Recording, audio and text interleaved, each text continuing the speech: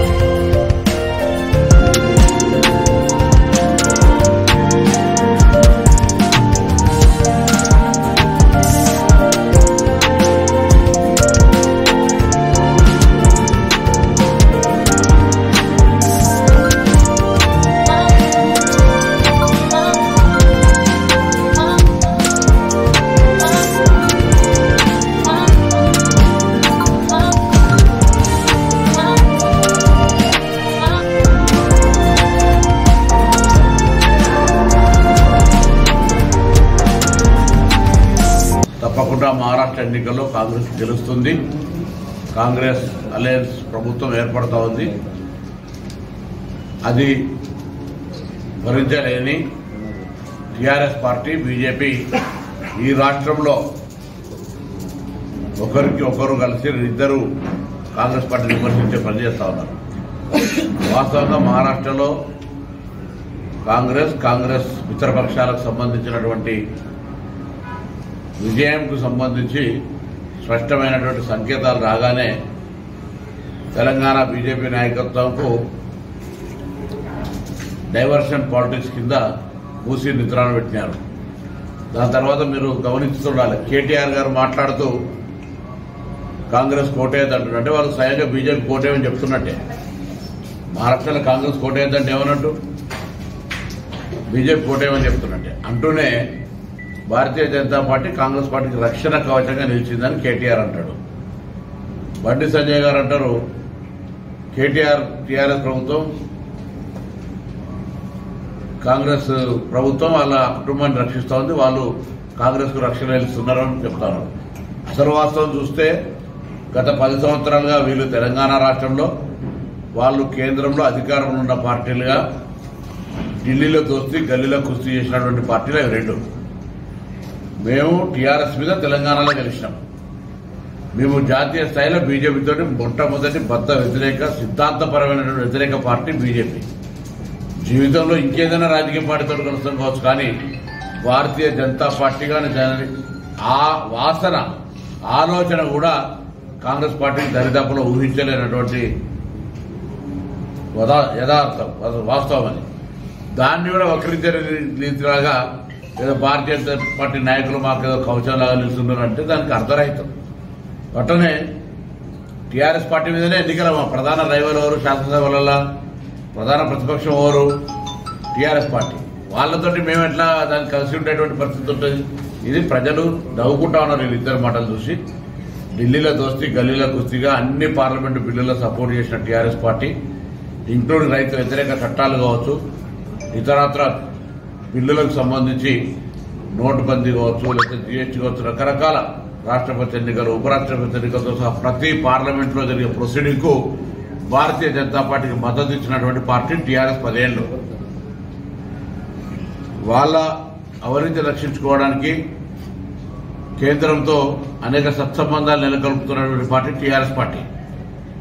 ఇన్ని తప్పులు జరిగినాయి, జైలు పంపుతాం, అవినీతికి నిలయమైంది, ఏటీఎం అయింది కాళేశ్వరం అని చెప్తున్నటువంటి బీజేపీ పార్టీ 10 ఏళ్లలో ఇదిగో జైలుకు పోతారు, అవ జైలుకు పోతారు అన్నటువంటి వాళ్ళు ఎందుకు జైలుకు పంపలే, ఎందుకు అరెస్ట్ చేయలే, ఎందుకు చర్యలు తీసుకోలేదని అడుగుతాను. మీరు కేంద్రంలో కదా అధికారంలో ఉన్నది 10 ఏళ్లు. వాళ్ళ రాష్ట్రంలో అధికారంలో ఉన్నప్పుడు ఇది ఏటీఎం మారిపోయింది. తెలంగాణ రాష్ట్రంలో కాళేశ్వరం తదితరులు ఉన్నారు. ఇది వచ్చిన తర్వాత ఎంక్వైరీ కమిషన్ వేసినాం, దాని విచారణ జరుగుతూ ఉంది. ఇతరత్ర కూడా అనేక రకాల కరప్షన్స్ బయటికి వస్తూ ఉన్నాయి.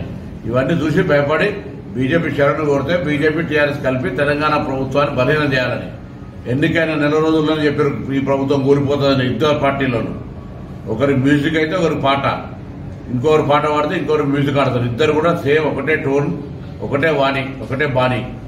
ఇదే ప్రజలు అర్థం చేసుకుంటారు. ఏదేమైనా ఇప్పుడు జరుగుతున్న కార్యక్రమాలు తెలంగాణ ప్రజాపాలన ప్రభుత్వం వచ్చి ప్రజా విజయోత్సవాల పేరు మీద రేపు 19 నాడు వరంగల్లో మహిళా చైతన్య సదస్సు, ఇందిరా మహిళా సదస్సు పేరు మీద ఒక గొప్ప సదస్సు నిర్వహిస్తా ఉన్నాం. అది ప్రభుత్వము అనేక రకాల తీసుకున్న కార్యక్రమాలు.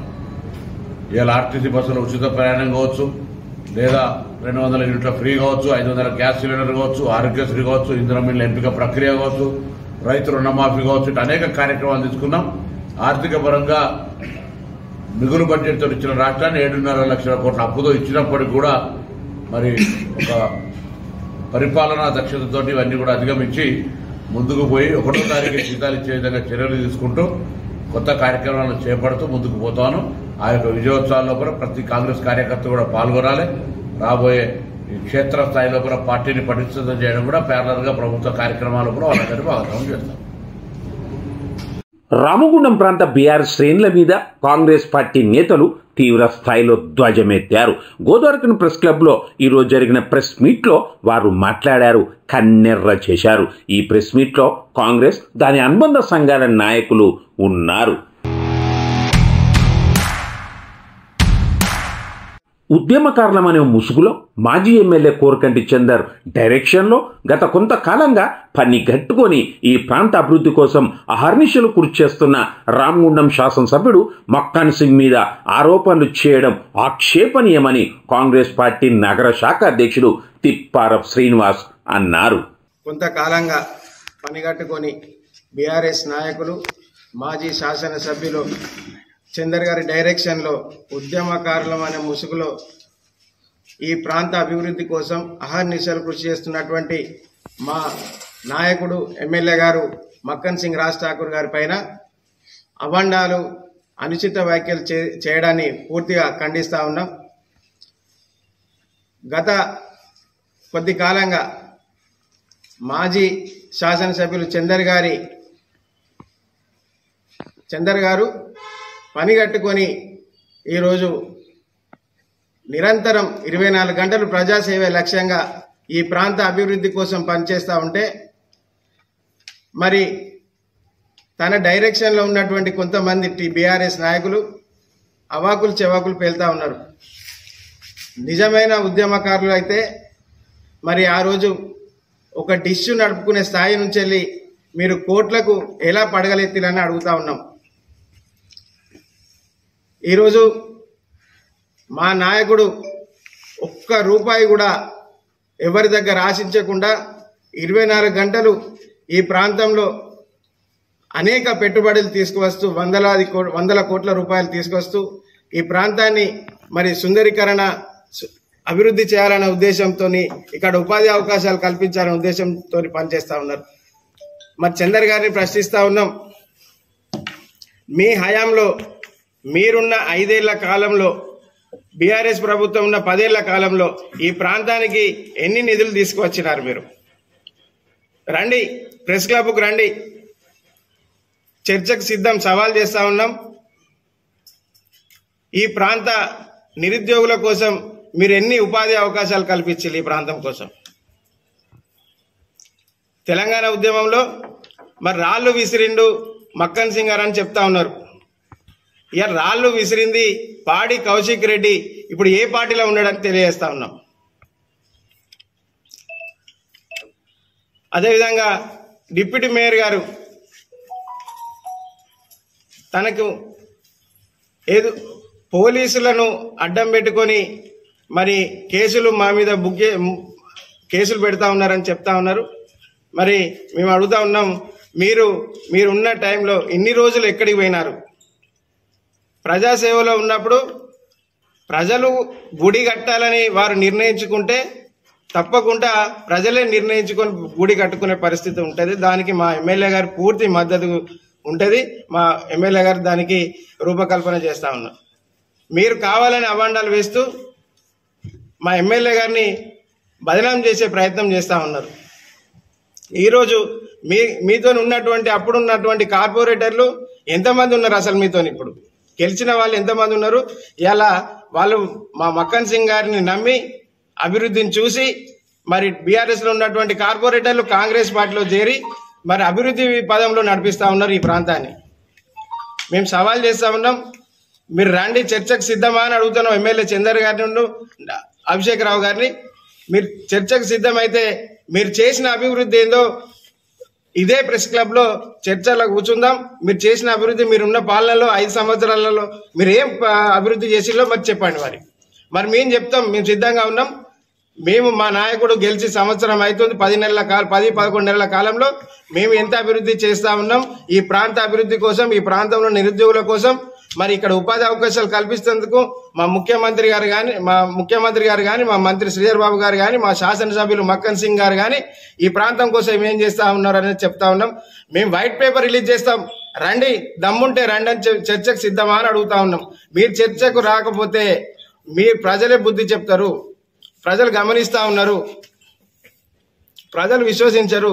మా నాయకుని మీద అవాకులు చేవడం, చర్చకు సిద్ధం, రండి. బీఆర్ఎస్ ప్రభుత్వం ఉన్నప్పుడు పోలీసులతో రాజకీయం చేశారని ఇప్పుడు నిరాధారంగా చౌకబారుగా బీఆర్ఎస్ శ్రేణులు తమపై ఆరోపణలు చేస్తున్నారని ఉనికి కోసం మాట్లాడుతూ ఎమ్మెల్యే మక్కాన్ సింగ్ రాజ్ ఠాకూర్ చేస్తున్న అభివృద్ధిని చూసి ఓర్వలేకపోతూ ఉన్నారని youth Congress state secretary corporator Peddelli Tejaswi Prakash అన్నారు. ప్రెస్ మీట్ లో మాజీ ఎమ్మెల్యే కోరుకన్ చందర్ గారు కార్పొరేటర్స్ ను అవమానపరుస్తున్నారు, పోలీసు రాజ్యం జరుగుతుందని చెప్పి మాట్లాడారు. మరి వాళ్ళ ప్రభుత్వం ఉన్నప్పుడు మేము ఎస్సీ ఎస్టీ సబ్ ప్లాన్ దాని గురించి మున్సిపల్ కార్పొరేషన్లో ధర్నా చేశాము. అన్ని ప్రాంతాలకు సమానంగా మీరు నిధులు కేటాయించాలి ఎస్సీ ఎస్టీ సబ్ ప్లాన్ అన్నప్పుడు మా చిన్న బాబు 5 నెలల పసిగుడ్డుతోటి నేను మున్సిపల్ కార్పొరేషన్లో ధర్నా చేసినాము రాత్రి 2:30 గంటల వరకు. అప్పుడు మేము ధర్నా చేసినప్పుడు పోలీసులతోటి రాజకీయం చేసింది మీరు, మమ్మల్ని అర్ధరాత్రి వరకు అక్కడ బంధించింది మీరు. అప్పుడు మా రాజ్ ఠాకూర్ గారు వచ్చి మమ్మల్ని విడుదల చేసుకుని వచ్చిళ్ళు. అప్పుడు మీరు చేసిన రాజకీయం ముందు ఇప్పుడు పోలీసులు వాళ్ళ పని వాళ్ళు చేసుకుంటూ పోతున్నారండి. మీరు పోలీసు రాజకీయం చేస్తున్నారు. ఎమ్మెల్యే గారిని ఎమ్మెల్యేకు పోలీసులకు ఏంటండి సంబంధం? వాళ్ళు ఎక్కడైతే అన్యాయం జరుగుతుందో ఎక్కడైతే ఉంటుందో వాళ్ళు ఖచ్చితంగా అక్కడ పనిచేస్తారు, వాళ్ళ పని వాళ్ళు చేసుకుంటూ పోతున్నారు. మరి ఎస్సీ సబ్ ప్లాన్ అప్పుడు మీరు నిధుల కోసం చేసినప్పుడు అప్పుడు మేము మహిళలం కాదా? మీకు అప్పుడు గుర్తురాలేదా? మీరు మాట్లాడుతున్నారు మహిళలకు మంచిగా మీరు విలువిస్తలేరని అంటున్నారు కదా. మరి అప్పుడు చిన్న పిల్లలతో మేము ధర్నా చేసినప్పుడు అప్పుడు మేము కార్పొరేటర్లు ఉన్నప్పుడు మీరు అప్పుడు ఎక్కడికి వెళ్ళారు? మీరు ఇప్పుడు మాట్లాడే మాటలు మీకన్నా మంచి అనిపిస్తున్నాయి. అసలైంది మీరు సిఎస్ఆర్ నిధులను కూడా ఇక్కడికి రాకుండా సిరిసిల్ల గద్వేల్కి తీసుకుపోయినప్పుడు మరి రామగుండం ప్రాంతంలో ఉన్నటువంటి ఇక్కడ నిధులు ఎందుకు తీసుకురాలేకపోయారు? మీరు మీ హయాంలో పనిచేసినప్పుడు ఎన్ని ఫ్యాక్టరీలు ఇక్కడ తీసుకొచ్చినారు, ఎంతమంది నిరుద్యోగులకు ఉద్యోగ అవకాశాలు ఇప్పించారో ఒకసారి మీరు ఆత్మవిమర్శ చేసుకోండి. మరి కాంగ్రెస్ కార్యకర్తలు అందరూ కూడా అప్పుడు తక్కువ మంది ఉన్నప్పుడే రాజ్ ఠాకూర్ గారిని 1,00,000కు పైగా ఓట్ల మెజారిటీతో గెలిపించుకున్నది ఘనత మా కార్యకర్తలది. అలాంటి మాకు ఇప్పుడు మీరు రావాలని ఏముందండి? గెలిచిన తర్వాత మీతో పని ఏముంటది? మీరు అభివృద్ధికి సహకరించండి. మీరు ఏమేం చేశారో మీ హయాంలో మహిళల కోసం మీరు ఏమేం పథకాలు తీసుకొచ్చిర్రు, వాటిని ఎలా ఇంప్లిమెంట్ చేసారో మీరు ఆలోచించుకోండి. ఏది పడితే అది మాట్లాడి ఇప్పుడు ఉన్నటువంటి అభివృద్ధి రాజ్ ఠాకూర్ గారు ప్రతి ఒక్క దాని గురించి ధర్నా చేశారు. OCP 5 గురించి 11 డివిజన్ ఎఫెక్ట్ అవుతుందని చెప్పేసి మేము ధర్నా చేసినప్పుడు పోలీసులు పంపించి అరెస్ట్ చేపించిన ఘనత మీది. అప్పుడు ఎమ్మెల్యే గారు మాతో పాటు ధర్నాలో ఉన్నారు. మేము చౌరస్తాలో కానివ్వండి నీటి కోసం ధర్నా చేసినప్పుడు కూడా మేము ఎమ్మెల్యే గారు మాతో పాటు ధర్నా చేశారు, ఓసిఫై కోసం ధర్నా చేశారు, నిధుల కోసం ధర్నా చేసాం మేము. అప్పుడు మీరు పోలీసు రాజకీయం చేసి పోలీసులు మమ్మల్ని మేము చేసిన ధర్నాన్ని అణచివేసిన ఘనత మీది. మీరు ఏది పడితే అది మాట్లాడి ఏది పడితే అది చేస్తారంటే కాదండి. మీ యొక్క ఉనికిని ఒకవేళ మీరు చాటుకోవాలనుకుంటే మీరు ఈ అభివృద్ధికి సహకరించండి. ఎక్కడ ఏం చేస్తే బాగుంటది, ఎట్లా పోతే బాగుంటది అని చెప్పేసి మీరు మాట్లాడండి, మీరు సలహాలు ఇవ్వండి, మేము తీసుకుంటాం. రామగుండం అనేది ఒకప్పుడు మాంచెస్టర్ ఆఫ్ ఇండియా ఉండేది కదా. అప్పుడు ఉద్యోగాల కోసం వేరే ప్రాంతాల నుండి ఇక్కడికి వచ్చేవారు అందరూ. మీ హయాంలో ఉన్నప్పుడు ఇక్కడ నుండి జనమందరూ వెళ్లిపోయే దుస్థితి తీసుకొచ్చారు మీరు. అప్పుడు మీరు మాట్లాడలే కదా. అప్పుడు మేము ఓసిఫై కోసం ధర్నా చేసినప్పుడు ఖచ్చితంగా ప్రజాపాలన ప్రజల కోసము వాళ్ళు ఏదైతే అభిప్రాయ సేకరణ అప్పుడు కూడా మమ్మల్ని రాకుండా పోలీసులతోటి అడ్డుకున్నారు మీరు. అప్పుడు అట్లాంటి చరిత్ర కలిగిన మీ యొక్క నాయకత్వంలో ఇప్పుడు పోలీసులు రాజకీయం చేస్తున్నారు, దానికి ఎమ్మెల్యే గారు సహకరిస్తున్నారంటే ఎమ్మెల్యే గారు ఎందుకు సహకరిస్తారండి? మీరు చేసే పోరాటం న్యాయమైనప్పుడు పోలీసులే మీకు సహకరిస్తారు కదా. మీరు ఎందుకు అట్లా అర్థం చేసుకుంటలేరు? ఎమ్మెల్యే గారు వచ్చి గత సంవత్సరం నుండి ఇప్పుడు సంవత్సర కాలం అవుతుంది, ఇప్పటికే 350 కోట్ల నిధులతోటి రామగుండం అభివృద్ధి కోసం కృషి చేస్తున్నారు. మరి అదేవిధంగా నిరుద్యోగుల కోసం ఓసిఫైలో ఉద్యోగాల కల్పన కోసం కృషి చేస్తున్నారు. సింగరేణి, ఎన్టీపీసీ, ఆర్ఎఫ్సిఎల్ వాళ్ళతోటి అధికారులతో మాట్లాడి మరి ఇక్కడ సిఎస్ఆర్ నిధులే కానివ్వండి వాళ్ళతోటి అధికారులతో నిధులు ఇక్కడ పెట్టడానికి కృషి చేస్తున్నారు. మరి మీ హయాంలో మీరు అలా చేశారా? ఒక్క అధికారితో ఇక్కడ నిధులు ఇప్పించగలిగారా? మరి ఎన్టీపీసీలో కానివ్వండి ఆర్ఎఫ్సీలో ఏ అధికారితో మీరు మాట్లాడారు? ఏమున్నా గానీ మీ అభివృద్ధి మీ కార్యకర్తల యొక్క డెవలప్మెంట్ చూసుకున్నారు కానీ మీరు రామగుండంకి ఏం చేశారండి? రామగుండంలో మీరు ఏం అభివృద్ధి కార్యక్రమాలు చేశారో ఎప్పుడు కానీ నిధులు తీసుకొచ్చినాం అందరూ పేపర్ స్టేట్మెంట్ తప్ప ఎక్కడ కూడా అభివృద్ధి జరగలే. ఆ దాఖలే లేవు. ఇప్పుడు సంవత్సరం అవుతుంది ఇప్పటి వరకు గెలిచిన మొదలు ఇప్పటి వరకు కూడా రామగుండం డెవలప్మెంట్ ఎట్లా ఏ విధంగా అభివృద్ధి చెందుతుంది, ఎట్లా ఉంటే బాగుంటదని ఒక నిశ్చయంతో ఆయన చేస్తున్నారు. అట్లాంటి వ్యక్తిని మీరు ఏది పడితే అది మాట్లాడి అవాకు చెవాకులు మాట్లాడితే మాత్రం బాగుండదు. కాంగ్రెస్ కార్యకర్తలు చాలా కొట్లాడి మరి రాజశేఖర్ గారిని మేము అధికారం తీసుకున్నాము. ఇప్పుడు మీద ఏం పని లేదు, మిమ్మల్ని ఎవరు కూడా అడగట్లేదు రావాలని. ఇంకోసారి కనుక అవాకు చెవాకులు మాట్లాడితే మాత్రం బాగుండదు, దీన్ని హెచ్చరిస్తున్నాం.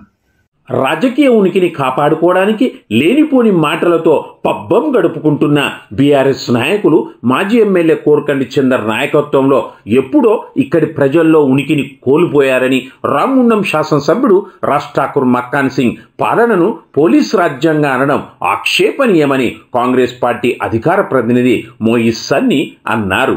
కోర్కండి చందర్ గారు మాజీ శాసనసభ్యులు మా రామగుండం నియోజకవర్గ ఎమ్మెల్యే మక్కాన్ సింగ్ రాజ్ ఠాకూర్పై నిందారోపణలు, పోలీసు రాజ్యం, మక్కాన్ సింగ్ రాజ్యం అని పెద్ద పెద్ద డైలాగులు కొట్టి ఏదో ఇక్కడ రాజకీయ ఉనికిని కాపాడుకోవాలనే ప్రయత్నం చేస్తుండ్రు.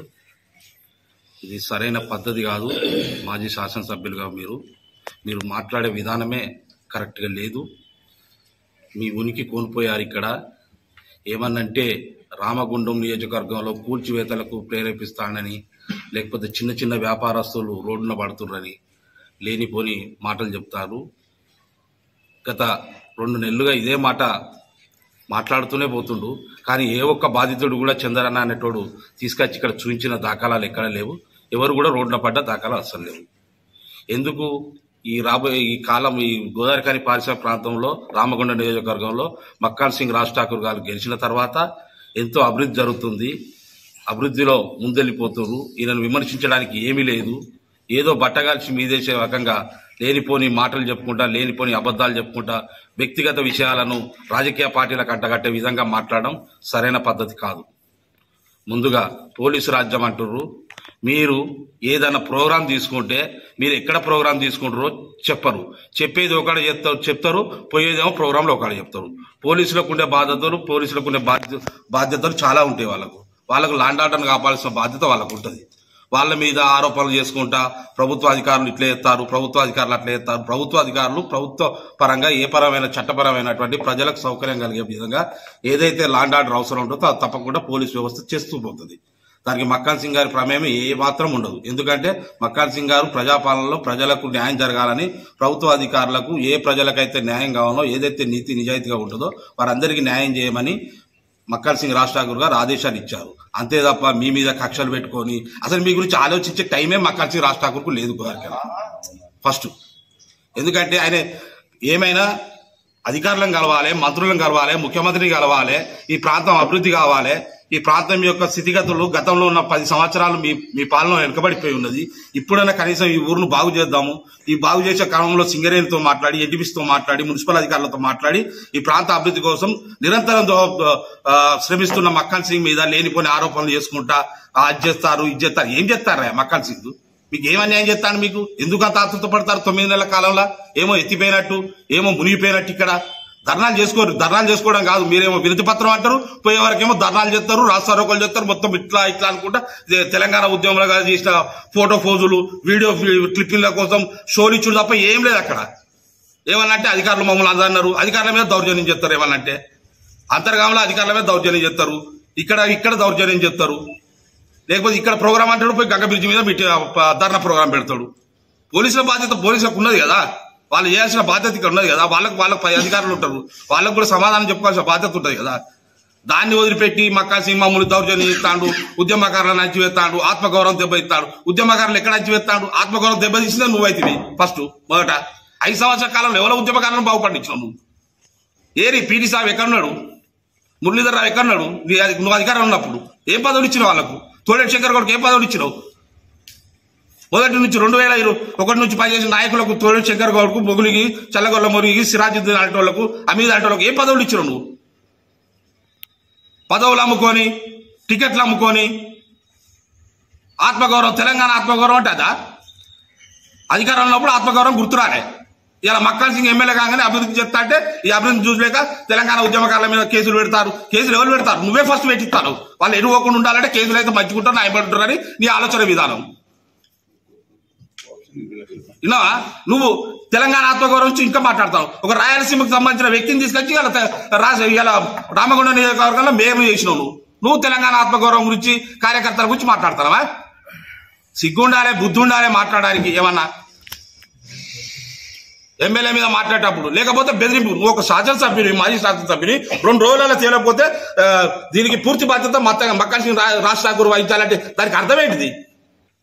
నువ్వు ఒక మాజీ శాసనసభ్యునివి, 5 సంవత్సరాల అధికారంలో ఉన్నవి అంటే రేపు ఏం చేయబోతున్నావు? ఈ రామగుండ నియోజకవర్గం ఏం విశ్వాసం చేయబోతున్నావు? నువ్వు దీనికి ఏం సంకేతం ఇవ్వబోతున్నావు? అవగాహన లేని మాటలు మాట్లాడుకుంటా, అభివృద్ధిని అడ్డుకుంటా, ఒక్కరిని తీసుకురా చిరు వ్యాపారస్తులు ఎవరన్నా అన్యాయం జరిగిందని ఇక్కడ అది శాత కాదు. ఏమైనా ఆ కోటర్లు ఈ కోటర్లు పోతాయి. కోటర్లు పోతే నీకేమైతుంది? సింగరేణి ఇస్తుంది. సింగరేణి సొమ్ము 70 సంవత్సరాల చరిత్ర కలిగింది. కూలిపోవడానికి సిద్ధంగా ఉన్నాయి. తీసేస్తారు, అభివృద్ధి చేస్తారు, వాళ్ళు వేరే ప్రత్యామ్నాయం ఏర్పాటు చేస్తారు. దాన్ని వదిలిపెట్టుకొని ఉంటే గోదావరి ప్రాంతంలో చూడలేకపోతే, అభివృద్ధి చేసి మక్కన్ సింగ్ రాజ్ ఠాకూర్ చేసి అభివృద్ధి చూడలేకపోతే ఏదైనా విహారయాత్రలో పోయిరారు. జరుగుతానే కదా. మీరు ఎక్కడ మీటింగ్లు పెడితే ఎవరెవరు ఏం చేస్తారు, ఎవరెవరు తీసుకొచ్చి ఏం చేస్తారు, మేము కోటర్లు కూర్చోకుండా మీకు న్యాయం చేస్తామని వాళ్ళని ఎట్ట మాపి పెడతారు, ఉన్నటువంటి వాళ్ళ కోటర్లు ఖాళీ చేయకుండా చేస్తారు. ఇవన్నీ ఉన్నాయి కదా. ఇవన్నీ వదిలిపెట్టుకొని ఏదో బద్దలైపోయినట్టు, ఈ గోదావరి మునిగిపోయినట్టు, ఇది సరైన పద్ధతి కాదు. పద్ధతులు మార్చుకొని ప్రజాక్షేత్రంలో ప్రజలకు వారధిగా ఉన్నాడు. 1,00,000 ఓట్లు వేసి గెలిపించారు మక్కన్ సింగ్ రాజ్ ఠాకూర్ను. ఆయన గెలిపించిన దానికి, ఈ ఊరికి బాగు చేయడానికి ఆయన శక్తివంతం లేకుండా ముఖ్యమంత్రి మా రేవంత్ రెడ్డి గారు, మా శ్రీధర్ బాబు గారు, మా ఎంపీ గడ్డం వంశీకృష్ణ గారు నాయకత్వంలో కాంగ్రెస్ పార్టీ కుటుంబ సభ్యులందరినీ కలిసి ఈ ఊరి అభివృద్ధి కోసం నిరంతరం శ్రమిస్తాడు. ఎన్టీపీసీ కృష్ణనగర్కు చెందిన దొరల నుంచి తమకు ప్రాణాపాయం ఉందని ఎన్టీపీసీ కృష్ణనగర్ ఓ వివాదంలోని బాధితులుగా చెప్పబడుతున్న కుటుంబాల పక్షాన కోట సారయ్య అన్నారు. గోదావరిఖని ప్రెస్ క్లబ్లో ఈరోజు జరిగిన ప్రెస్ మీట్లో సారయ్య మాట్లాడారు. వివాద స్థలం పక్క భూ యజమాని ఇందారప్ శ్రీనివాస్ కూడా ఈ ప్రెస్ మీట్లో మాట్లాడారు. ఈ ప్రెస్ మీట్లో కోట భాగ్య, తొగరి శ్రీనివాస్, కోట శోభ, కోట రాజమ్మ, కోట శ్రీవిద్య, కోట హేమంత్, కోట సమ్మయ్య, విజయగిరి వంశీ, విజయగిరి శ్రీవిద్య తదితరులు ఉన్నారు. వాళ్ళు ట్రస్ట్ కోసమని, గుడి కోసమని అనే జాగం 2 గుంటల జాగం ఉంచిందన్న. అయితే ఆడ గుడి కడతామని వచ్చి మేము అన్నాం, ఏ దానికి మేము వ్యతిరేకం కాదు, గుడిలో కట్టుకోవచ్చు, ఏదైనా కట్టుకోవచ్చు. నేను ఒడ్రోని, నాది ఒడ్ర జాతి. కాకపోతే అన్న మా పిల్లలు ఎవరైనా చనిపోయినప్పుడు, అది చనిపోయినప్పుడు వాడు ఏసులు ఉంటుంది, కొంచెం దూరం జరిపి కట్టుకోండి. ఎస్ఐ గారు కూడా మనం నైట్లో చెప్పాము. ఎస్ఐ గారు పిలిపించుకొని మనం సమాధానంతో మాట్లాడదాం. ఎస్ఐ గారు చెప్పిన సమాధానంతో మాట్లాడదాం. అందరం కూర్చొని మాట్లాడదామని కూడా తెల్లారి వచ్చేసి అభిషేక్ రావు, సాగర్ రావు, వాళ్ళ అనుచరులు వరప్రసాద్ ఇంకెవరెవరు అనుచరులతోటి వచ్చి మా భార్యపై, మాపై దౌర్జన్యంగా సాగర్రావు గడ్డపర పట్టుకొని పొడి చేస్తాం 1 రోజులలో మీతో అయ్యేది పోయేదిరా మా ఇష్టంరా నీళ్ళు కూడా తీసి కాల్ చేసి పారేకి పో మీతో ఏమవుతారు నాకు మేము ఎంతమందిని వాడుకున్నాం అని మమ్మల్ని బాధ పెడుతూ మా ఆడోళ్ళను ఛాతీల మీద చేస్తూ దొబ్బేస్తూ మేము 6 మనుషులే ఉన్నామని ఎక్కువ మనుషులు కూడా లేవు వాళ్ళు 20 మంది ఉన్నారు మీరు ప్రతి వీడియో చూడండి ఆ వీడియోలో ఎంతమంది ఉన్నారు కానిస్టేబుల్స్ కూడా ఉన్నారు కానిస్టేబుల్ ఉన్నా కూడా వాళ్ళను వాళ్ళ మాట కూడా దౌర్జన్యం చేశారన్న ఇది వాస్తవం ఏంటంటే వాళ్ళ అహంకారము ధనబలము ఏంటంటే బీసీ వర్గానికి చెందిన వాళ్ళ చెందిన వాళ్ళు అంటే ఒడ్రోళ్ళు అంటే అంత చిన్న చూపు ఉందన్న అన్న మీ మీడియా ద్వారా అన్న అందరికీ తెలియపరచండి అన్న ప్రజల్లో ఉద్యోగం దేవ తీసుకురండి మాకైతే ఇవ్వలేరన్న మమ్మల్ని చంపుతారని నేను అనుచరులతో నా ఇంటి చుట్టూ తిరుగుతున్నానన్న మాకు వారి ద్వారా ప్రయాణ భయం ఉన్నదన్న ఏ పార్టీకి దేనికి సంబంధించడం కాదన్న ఏ పార్టీతో మాకు సంబంధాలు లేవు మేము కూలి కైకిలి చేసుకుని బతికేటోళ్ళం అన్న ఏ పార్టీలో తిరిగేటోళ్ళం కాదు ఏ పార్టీలతో మాకు సంబంధం లేదు మాకు రాజకీయంతో సంబంధం లేదు కావాలని మా బతుకుతుంటే మా మతం అంటే ఏందన్న నేను ఒడ్రోనన్నా నా బిడ్డ ఒడ్డ హిందూ సాంప్రదాయం పెళ్లి చేసినన్నా క్రిస్టియన్ మతం సృష్టించి మమ్మల్ని ఆగం పాలు చేస్తున్నాడా క్రిస్టియన్ నా తండ్రి పేరు కోట నర్సయ్య నా పేరు కోట సారే మాది రామగుండం మాది ఎస్టీ కాలనీ పుట్టి ఇప్పుడు కావాలని క్రిస్టియన్ ఎవరు ఉన్నారన్న ఈ రోజులలో మన భారతదేశం ప్రేమ గల భారతదేశం అందరినీ గౌరవిస్తాం అందరికి పోతాం వాళ్ళ గుడికి పోతాం వాళ్ళ చర్చికి పోతాం బాగుంటే వాళ్ళ మసీది పోతాం తాయితే కట్టుకోవడానికి అన్ని దగ్గర పోతాం అన్న అందరితో గౌరవంగా ఉంటాం కానీ ఇదేంతనా 20 మంది 30 మందిని తీసుకొచ్చన్న ఇంటి మీద దౌర్జన్యం ఆడ 10 టీవీ మీద చూడండి అన్న మొత్తం పోలీసు వాళ్ళు కూడా తీసారు దాంట్లో ఏంటంటే మొత్తం సెల్లుల రికార్డులో మొత్తం సిసి పుల్లలు చూడండి అందులో ఎంతమంది ఉన్నారన్నా వాళ్ళ మీద సరైన శిక్ష చేయండి అన్న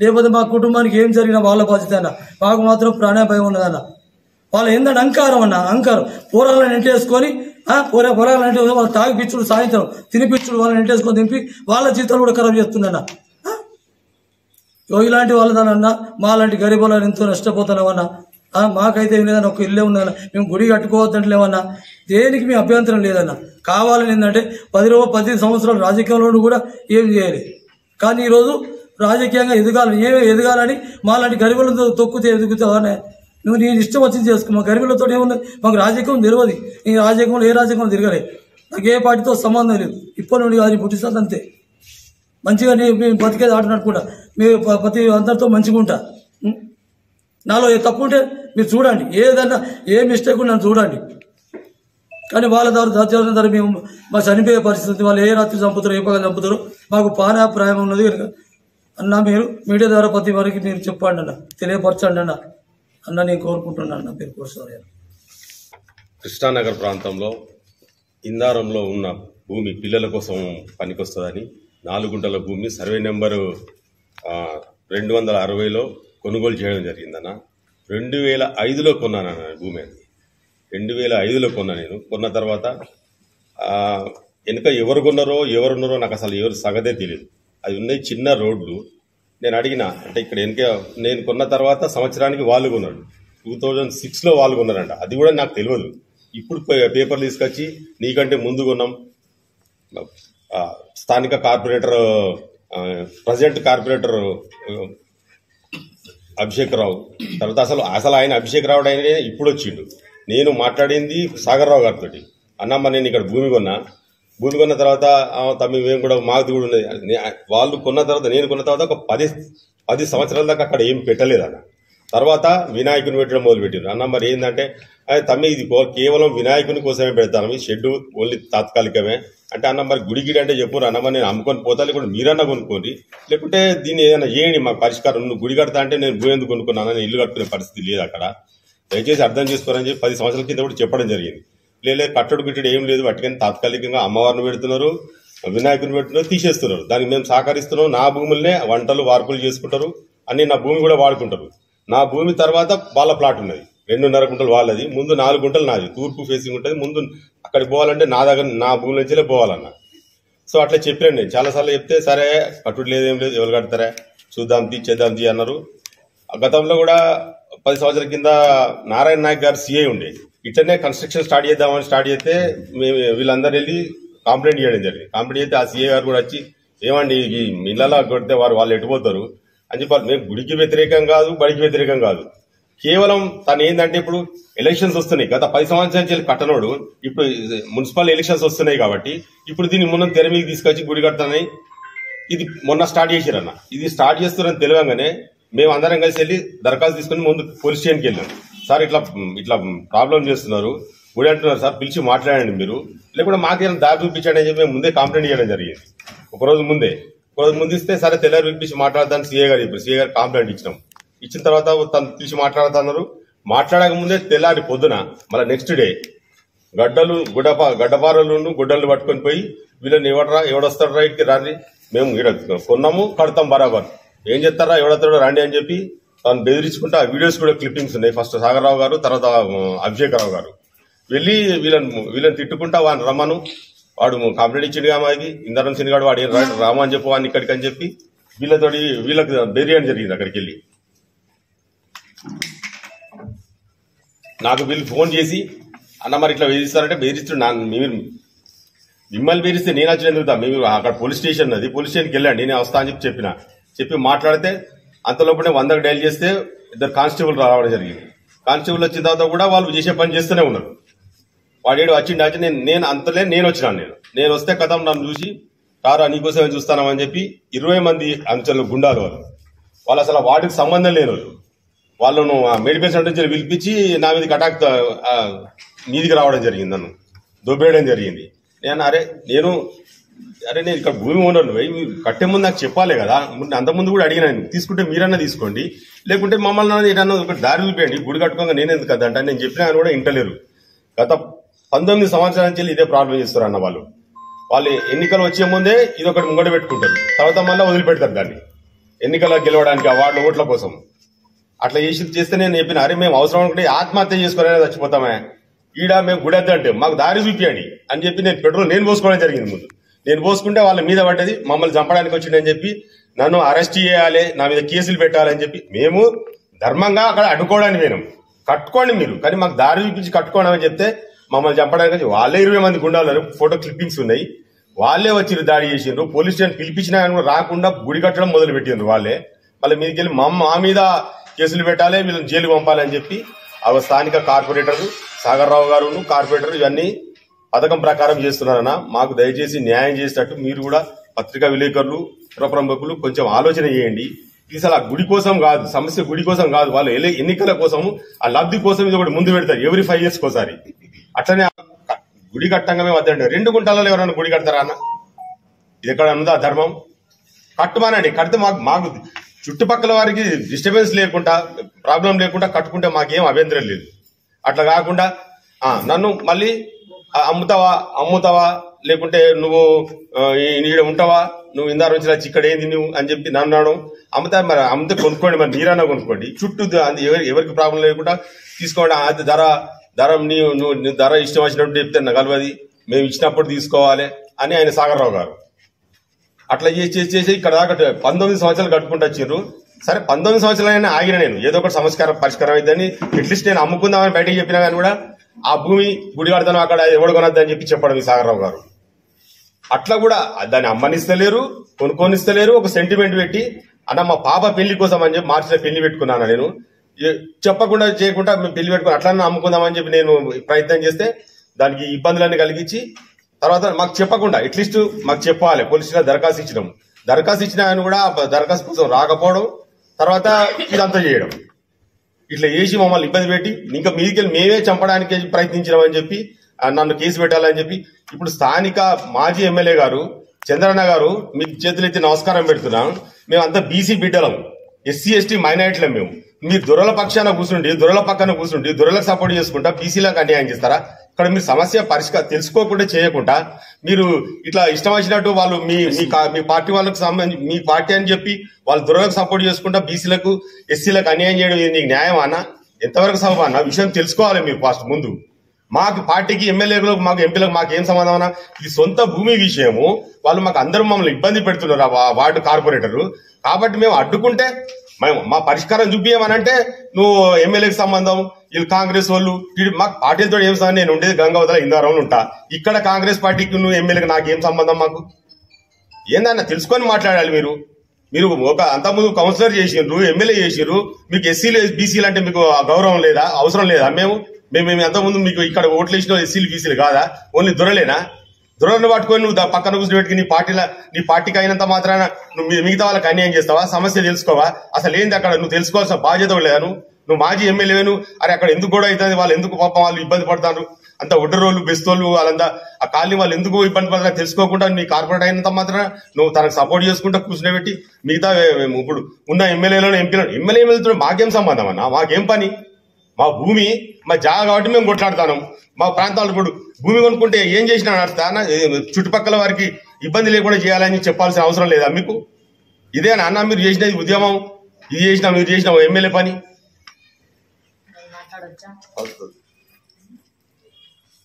కాబట్టి దయచేసి చంద్రన్న మీరు విషయం తెలుసుకోండి.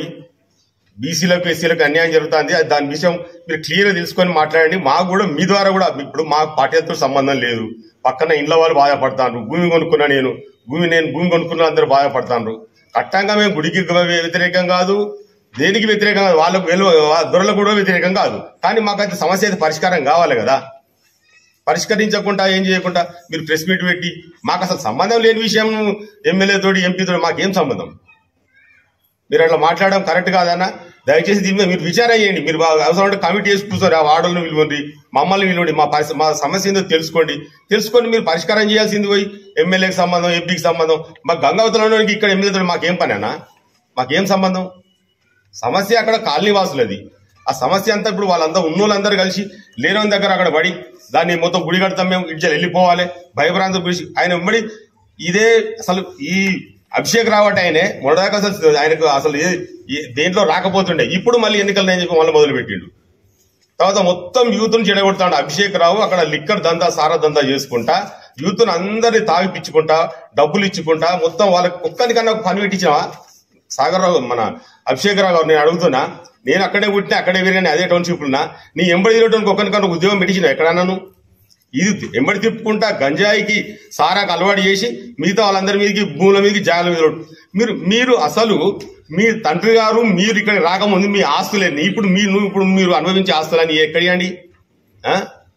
కొంచెమన్నా అర్థం ఉండాలి. పేదలను జాగుంటే జాగా గుంజుకొని వెళ్ళగొట్టుడు, భూమి ఉంటే భూమిని గుంజుకొని వెళ్ళగొట్టుడు. ఈ సంస్కృతి బంద్ చేసుకోండి. ఇకనన్నా మీరు పేదలను చూసి పనిచేయాలని కోరుకుంటున్నామన్నా. దయచేసి ఇంతటితో గాంధీగిరి వార్తలు సమాప్తం. నమస్కారం.